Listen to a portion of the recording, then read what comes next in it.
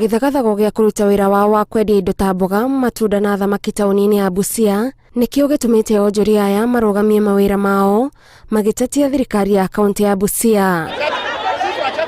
Onjoria aya maugĩte nĩ matigĩtwo na thutha ũgai-inĩ wa mĩeke thoko-inĩ njerũ ya Soko Posta, no hĩndĩ maguthũranwo nao nĩ maabitha a kaunti maratigwo magĩtara hadhara ya gũthũkangĩria indo ciao. Sasa tunaambiwa eti nyinyi hata after all mkienda kuuzia kwa chua haina shida.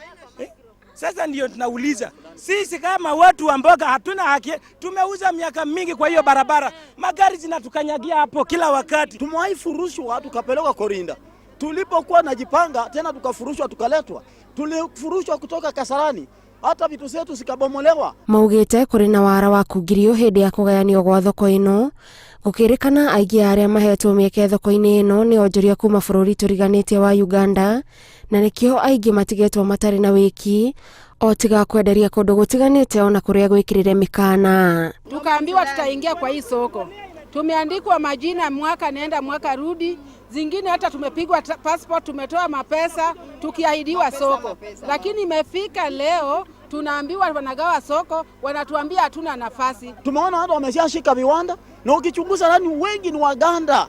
Jambo la kudustua, wengi ni Waganda. Waganda ndio wafanya biashara hapa Soko Posta, ama sisi wote nafaa tufanyie pamoja na kila mtu ana haki. No na kũrĩ ũguo maabitha a kaunti nĩ mareganĩte na riboti icio, na ona gũtuĩka nĩ metĩkĩrĩte kũrĩ na onjoria aingĩ matigĩtwo matarĩ na gwa kwenderia, nĩ meranĩire kũrĩ na mũbango wa gwaka thoko ingĩ nĩguo nao magunĩke. 90%, actually 95% wamefurahia sana. Wamama waka hapa, kama ingekuwa hajafurahia wengi wakuwa na makelele. Wale ambao hawajasaidika, kesho tutaendelea na process. Natumai wakati soko itaisha pale, nafasi itakuwa hapa kubwa, kwa sababu wale watakuwa wametoka hapa pia wengine watakuwa wameacha nafasi. So turidhike vile ilivyo. Handũ-inĩ ha Inooro TV, njĩtagwo Gathoni Wanjihia.